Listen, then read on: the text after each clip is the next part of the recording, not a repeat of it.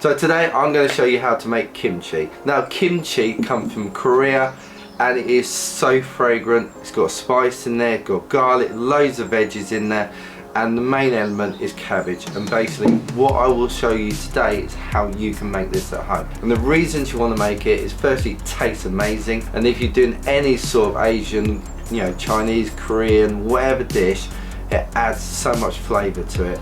Secondly, it's crazy healthy for you. So it'll help your digestion, it'll help blood pressure, it's meant to help aging. I'm pretty sure it'll drive your car as well. So there's a plethora of reasons why you need to learn to make this. Just follow the steps that I'm going to show you in this particular video, and also while you're at it, smash that subscribe button as well. Okay, so let's get to cooking. Okay, so you need to do this step 2 hours before you put your kimchi together. So get your Chinese leaf, cut that into quarters, leaving the stem on so it stays all together. Then give it a rinse, and then get your kosher salt and get that in between each of the leaves. That's going to draw the moisture out, ready for you to put your kimchi together. So first things first, going to make a paste. So in here I've got a cube of ginger which I've queued up, like peeled and queued up. Then I've got a small white onion, and then I've got about 12 cloves of garlic which I've given a good old bash, and that starts that Alison form, which is really good. So I'm going to put those in. And this is gochujang, it's like a chili flake. And then last one is going to be some shrimp paste. So about that much shrimp paste, whatever that is. Now it does smell quite funky, I'm not going to lie, but actually the shrimp paste is pretty good stuff. I'm going to lid, and then we'll give this a blitz. It's quite coarse, but that's pretty much where you want it. To that I've got about a cup of boiling water, and to that I'm going to add the rice flour and also the sugar. And what this does, it kind of makes a slurry, and that really helps the fermentation process. Sugar gives it a bit more food as well in terms of help that process. In this case, just mixing that around, and then we're going to add that to the paste.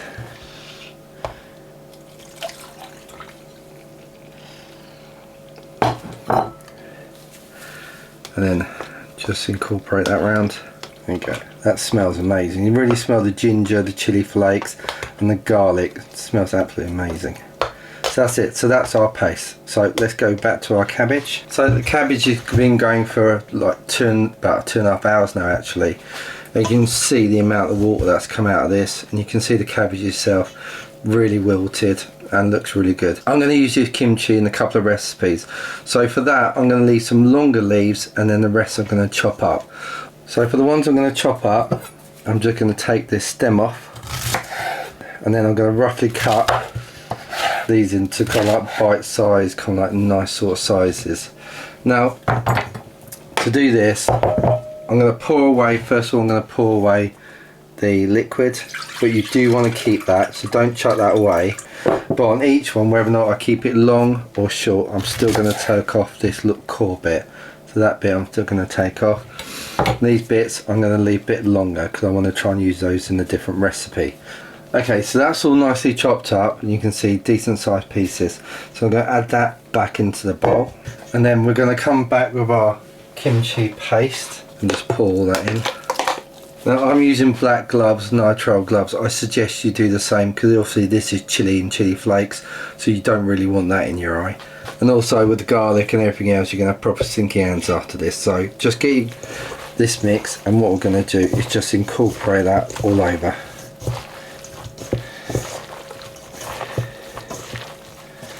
So there you go. So that looks really good. That's nice and mixed up. That's kind of perfect for what I want. You can see that every bit of cabbage has got a nice bit of covering, so you get all that kimchi, that beautiful flavour over every single bit of this cabbage, which is what you want, so perfect. Next I'm going to come back with all my veggies. So obviously you can see there I've got my carrots, so I've got my scallions or spring onions if you call them in the UK, and then I've got my thinly sliced radishes as well. So they go in, and then also these are finely sliced chives, so these need to go in as well now, and incorporate those. And you can tell it really looks good, so we're going to give this another mix. So pear, a lot of recipes will use something called an Asian pear. I couldn't get hold of an Asian pear. Generally they're quite difficult in the UK, but if you can get on with it, great. If not, this is just a normal conference pear. It still does the same sort of job. It's all got that sweetness, and you've got a nice bit of crunch as well. So we're going to add that. So this is an 1/8 cup of fish sauce, and we're just going to add that in. Don't need a lot. It's quite a powerful ingredient, but really nice. And then we're just going to give this our final mix to get that all nicely incorporated. And now it's time to jar up. And it's a case of carefully as you can, just add in everything in. And then I'm going to come back with some of this liquid. Okay, so that's everything down now. You can see we've got it all nice and packed. And what I'm going to do now is just leave this on the worktop. So you don't put it in the fridge or anything like that. You literally need to put it on the worktop. And what you're going to do is come back, and every day for the next 10 days, and you're going to burp it. So what burping means is basically all the gases that are formed as part of this fermentation process, all the carbon dioxide, is basically want to get out. And if you don't burp it, then actually those gases can build up, and worst case scenario it blows up and you have a dirty kitchen. But if you burp it every single day, it won't do that. And burping is really simple. You're literally going to come along and open it like that, just let them gases out and then close it back up. But what I'll do in a couple of days, when that's really get going, I'll actually film that bit as well so you can see it and understand what I mean by it. So this is a couple of days later, and I just want to show you that burping that I was talking about. Cool, that was a good one. So you can see here the bubbles coming up, that's your carbon dioxide. That means your fermentation's working, that's perfect. So shut it down and just keep doing that for the next 10 days. And at the end of 10 days, your beautiful kimchi will be ready.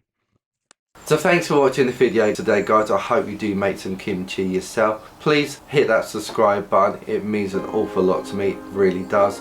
And please check out this video where I'll show you everything you will need to know to make the most incredible brisket of your life. Now until the next video, take care of yourselves and I'll see you then.